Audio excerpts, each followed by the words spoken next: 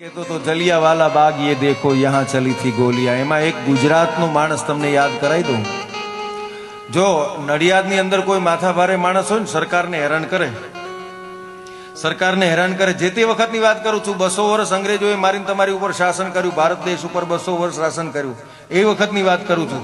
અંગ્રેજોના નાકમાં દમ કરાવી દેવા એવા અનેક સૈનિકો આપણે ત્યાં હતા હો, એવા અનેક શૂરવીરો હતા। એમાંનો એક વ્યક્તિ હું તમને કહું છું, એ સરકારને એટલા બધા પરેશાન કરેલા। તમે બધા તો ભણેલા ગણેલા છો એટલે તમને કદાચ નામ પણ ખબર હોય। સાહેબ એને તડીપાર કરવામાં આવેલા હો, અને ખાલી ગુજરાતમાંથી તડીપાર કરવામાં આવેલા એટલું નહીં, કોઈ વધારે હેરાન કરે તેને ગામ બાર કરે, તાલુકા બાર કરે, જિલ્લા બાર કરે, રાજ્ય બાર તડીપાર કરે। આટલું સુધી મેં સાંભળ્યું છે। રાજ્યની બાર કોઈને તડીપાર ન કરે। પણ દેશ જ્યારે આઝાદ નતો, 200 વર્ષ સુધી ગુલામી મેન તમે ભોગવી, એ સમય દરમિયાન મારા તમારા દેશને આઝાદ કરવા માટે થઈને અંગ્રેજોને હેરાન પરેશાન એ સરકારને તોડી પાડવા માટે થઈ, એ સરકારને ભગાડવા માટે થઈને આ દેશના અનેક યુવાનોએ કામ કર્યા। એમાં ખાલી તાલુકામાંથી તડીપાર નહીં, જિલ્લામાંથી તડીપાર નહીં, રાજ્યમાંથી તડીપાર નહીં।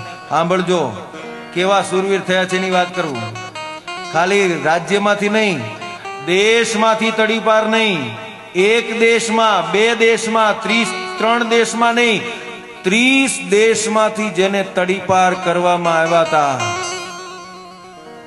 એવા ડોક્ટર શ્યામજી કૃષ્ણ વર્મા મારા તમારા દેશ માટે થઈને કામ કરી ગયા। 30 દેશ।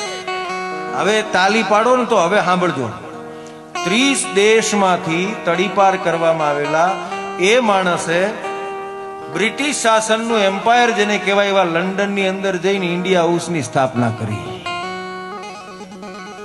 લંડનમાં જઈને ઇન્ડિયા હાઉસની સ્થાપના કરી અને કેતનભાઈ ત્યાં જાહેરાત કરી કે દેશ વિદેશમાંથી અહીંયા ભણવા આવતા છોકરાઓને,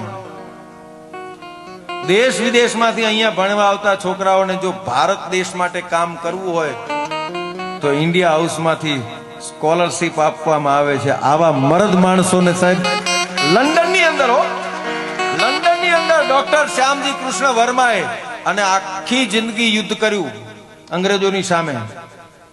જેટલા ભણેલા ગણેલા છે બધાને કહું, વિશ્વમાં એક જ માણસ એવો થયો, ફરી યાદ દેવડાવી દઉં, વર્લ્ડમાં એક જ માણસ એવો છે કે જેણે બેંકમાં પોતાના અસ્થિ જમા કરાયા હોય જીવતા। લંડનની બેંકમાં જીવતા જઈને ફી ભરી કે હું મરી જાઉં પછી મારા અસ્થિ તમારે બેંકમાં રાખવાના। સાંભળજો યુવાન દોસ્તો, બેંકમાં જઈને જાતે ફી ભરી હોય એવો વર્લ્ડનો એક જ માણસ ડોક્ટર શ્યામજી કૃષ્ણ વર્માએ લંડનની અંદર બેંકમાં જઈને કીધું, આ મારા અસ્થિ તમે બેંકમાં જમા કરો। અને એ વખતે વીલ કર્યું, ગઢવી સાહેબ વીલ કર્યું। કેવું વીલ કર્યું? સ્વતંત્ર ભારતનો કોઈ પણ નાગરિક આવે એને મારા અસ્થિ આપી દેજો। એને વિશ્વાસ કેટલો હશે કે મારો દેશ સ્વતંત્ર થશે મારા વાલા? સ્વતંત્ર ભારતનો કોઈ પણ માણસ આવે તો એને મારા અસ્થિ આપી દેજો, એવું વીલ કરી નાખ્યું। હવે સાંભળો, જે માણસ આખી જિંદગી દઈ દીધી હોય એના અસ્થિ લંડનની બેંકમાં પડ્યા હોય, બધાની પાસે જવાબ માંગુ છો ભાઈ, બધાની પાસે જવાબ માંગુ છું, એના અસ્થિ લંડનની બેંકમાં પડ્યા હોય, ભારત દેશ આઝાદ થાય એના બીજા દિવસે, ત્રીજા દિવસે, ચોથા, પાંચમા દિવસે કે 15 દી મહિનામાં કોકને લેવા મોકલવો જોઈએ કે ના મોકલવો જોઈએ? મોકલવો જોઈએ કે ના મોકલવો જોઈએ? કે ડોક્ટર શ્યામજી કૃષ્ણ વર્માના અસ્થિને લઈ આવો।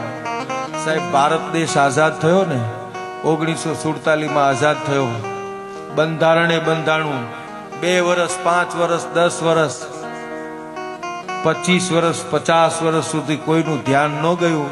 2001ની અંદર આપણો દાઢીવાળો નરેન્દ્ર મોદી મુખ્યમંત્રી બન્યા ને પછી લંડન જઈને એને છોડાયા। હવે હું આ વાત કરું અને જો કોઈ એમ કે ગઢવી તમે નરેન્દ્ર મોદીના વખાણ કરો છો તો જા, આ ગઢવી નરેન્દ્ર મોદીના વખાણ કરે છે કારણ કે એને દેશના માટે મરી ગયેલા માણસોના અસ્થિની પડી છે એટલા માટે। અને ખાલી લઈ આવ્યા એટલું નહીં, લઈ આવ્યા એટલું નહીં, લઈ આવ્યા એટલું નહીં, યાત્રા કાઢી ખંભા ઉપર રાખી અને આખા ભારતની તમામ પવિત્ર નદીઓની અંદર એના અસ્થિને ભેળવી દીધા. એ મારા વાલા કામ કર્યા.